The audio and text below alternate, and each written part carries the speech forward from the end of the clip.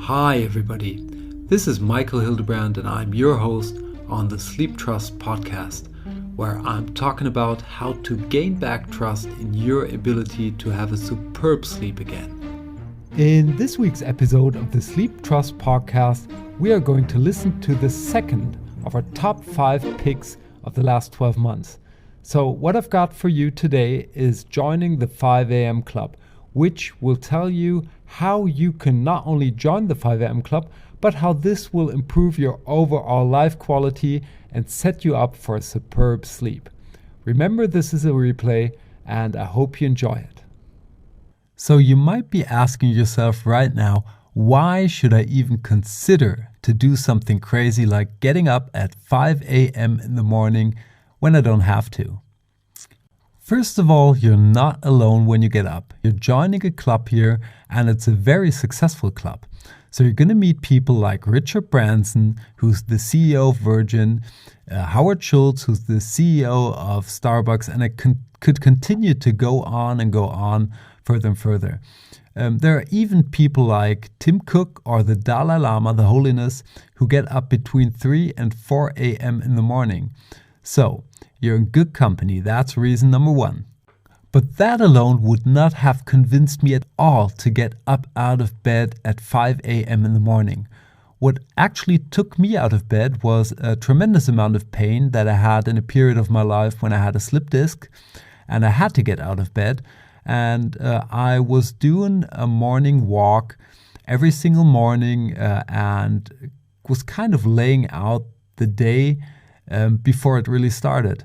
And that got me super productive. I didn't even notice until I started to be able to sleep longer again because the pain fortunately went away. And I felt that something was missing. So a good friend of mine walked me through, and we came to the conclusion that the only thing that I actually changed was that I didn't get up that early anymore. So I changed it back, got up at 5 a.m. and voila, the results were there again. Since then, I've talked to many people that get up early in the morning, and they all kind of do it out of the same reason. They all want to get in front of the day. They all kind of lay out their day, and they all feel more aligned with the day when doing so. But of course, it's not only to do something with the time you get up, it's more about the habits you create. So when I get up at 5 a.m., it's all about getting up slowly. Then I have a walk first of the day. So the first half hour is moving my body around. And during that time, I listen to audiobooks, or sometimes I just think about a problem or an issue that I actually have and want to solve. So when I get home, I grab myself a coffee, and then I walk through my goals. So I've got a list of goals, and I read them every single day. That way, I kind of prime my brain to what I really want to achieve in life. And these are not business things. There are all kinds of things, private things, health-related things that are kind of important for me. So after I do that, I actually start planning out my day. I practice gratitude. I lay out everything that I want to do and achieve, and that's important for me, and I prioritize these things.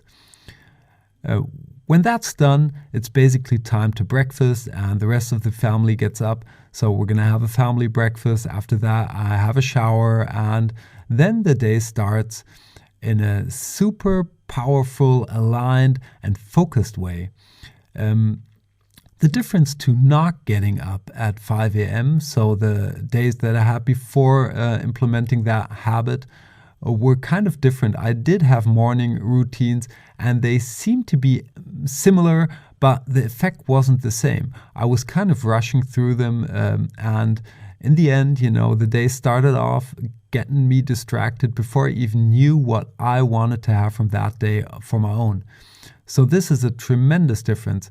And this is also the reason why it's nothing to do with the 5 a.m. It's basically to get in front of the day. But if you get up later, that's at least my opinion, if you get up later, it's just going to be harder because other people are going to demand things from you. Your cell phone's going to start to ring. Your family and friends, your colleagues will get in touch with you and have demands for you. And if you're not crystal clear on what you want and what you expect from the day, you're just going to be distracted and off course. So that's my personal experience. That's how I do set up my morning ritual. But this sounds as if it's all about productivity, and actually it's not. It's about having time for yourself, to get aligned with yourself, to get aligned with the day, and to think about things that come into your day so that you do not have to be reactive. You're more kind of in the driver's seat. And this will end up in giving you more control over your life. You're going to feel happier and more fulfilled. And people that are living a fulfilled and happy life have easy time of falling asleep. So this is where this all comes together. And now we're going to talk about how you can best implement or test pilot joining the 5 a.m. club if you got interested in doing so. Step 1, and we just talked about this 1 week ago, is to give yourself a commitment to get up at 5 a.m. and only commit to what you can commit doing. So I would recommend committing to get up at 5 a.m. tomorrow. Don't say you're going to do it for a year or a week or whatsoever. Say you're going to do it for a day. You want to test it. And that's a commitment you can imagine doing and you can follow through on. So commit to getting up at 5 a.m. tomorrow. That would be step 1. Step 2 would be to get out of bed. You kind of know it's going to be a hard thing to do because it's a new habit. You're not used to get up at 5 a.m. Get to bed on time, of course. You want to get enough sleep. And maybe listen to the Wakey podcast we had a couple of weeks ago. So basically, this is a 3-step process to get you out of bed. First of all, you want to wake up. That's, set your alarm clock. That's the easy part. You may want to use a light-based alarm clock or one that is hooked up with your biorhythm. But a normal alarm clock, your smartphone, whatsoever, will do the job. Set it at 5 a.m. Step number 2, get up. As soon as that alarm clock rings, you get up. You don't lie in bed. You don't hit the snooze button. Nothing.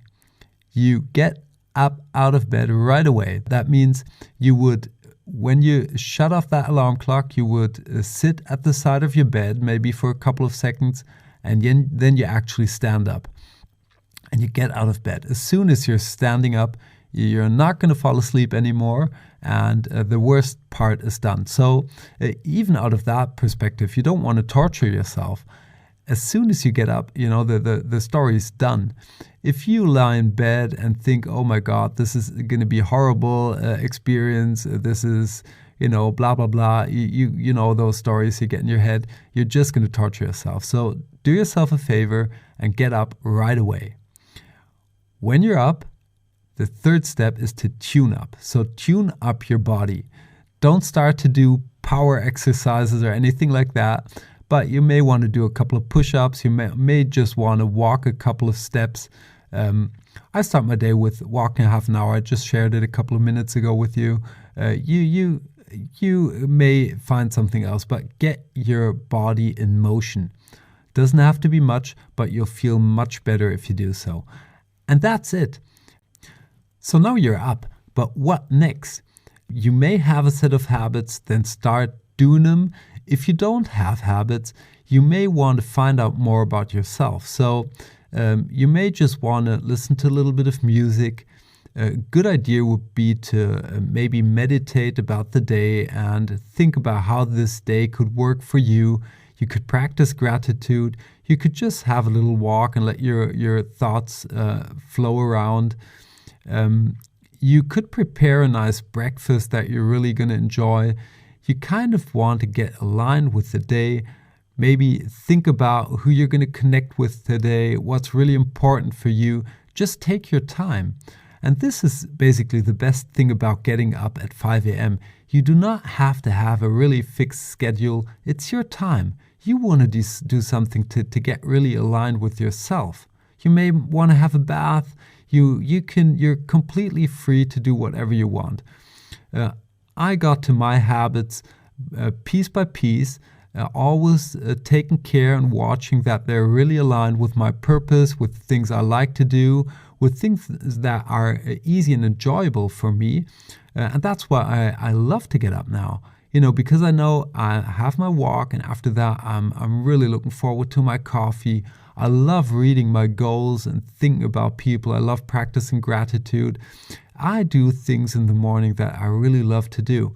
And I love to get aligned with myself, because that way I can give so much more to others throughout the day. And I'm sure you're going to find your habits and build up your habits if you continue to go on in the 5 a.m. club. And you may even say, okay, that's nothing for me, and just throw it over the cliff. That's fine. But I'm sure many of us will really appreciate starting the day like that and feeling more aligned with yourself, living a happier and fulfilled life. This is kind of a core in building up your sleep trust. It's these easy and simple things that are not really related to sleep if you think about them directly, but indirectly they have a tremendous effect on sleep. And that's why we're talking about it here. So build up your sleep trust, try and give that 5 a.m. club a chance, and I'm really looking forward to meet you there. So let's wrap up this episode of the Sleep Trust podcast together. If you get up at 5 a.m. in the morning, you're in good company with people like Richard Branson, Howard Schultz, Bob Proctor, and of course me. If you want to give this a try, commit to doing so once. Don't overcommit, commit to do so once. Then get up using our simple 3-step process of waking up, getting up, and tuning up. And now that you're up, you want to get in front of the day. Do things that you really love doing. Take time for yourself. Have a walk, have a bath, listen to music, do meditation. Think about what's really important for you today. Which relationships do you want to nurture? What do you want to achieve? How do you want to reward yourself? Are there things that you're thankful for? Gratitude is very powerful in the morning. So do all kinds of these things, and please drop me an email with your experience at podcast@sleeptrust.eu. I'm really curious and looking forward to hear from you and your experiences. I hope you enjoyed this week's episode of the Sleep Trust podcast, and that you tune in next week where we're going to walk through the third of our top 5 series out of the last 12 months, which is Sleep Affirmations, Repetition to Sleep. Until then, have a superb sleep. Hey there, and thanks for listening to the Sleep Trust podcast. I hope you've enjoyed this episode. If you want to get further information on this podcast or material that will help you to gain back your sleep trust, please check out sleeptrust.eu. That's sleeptrust.eu, where you will get lots of information around sleep. And here comes some legal stuff. Everything on this podcast is my opinion only, so do not take it as an advice, as I am not a doctor, nor have I considered your personal situation. If you feel that you need medical advice, please consider getting an appointment at your doctor of trust. If you want to give me any kind of feedback on this podcast, feel free to email me at podcast@sleeptrust.eu. I hope you tune in again next week, and until then, have a good sleep.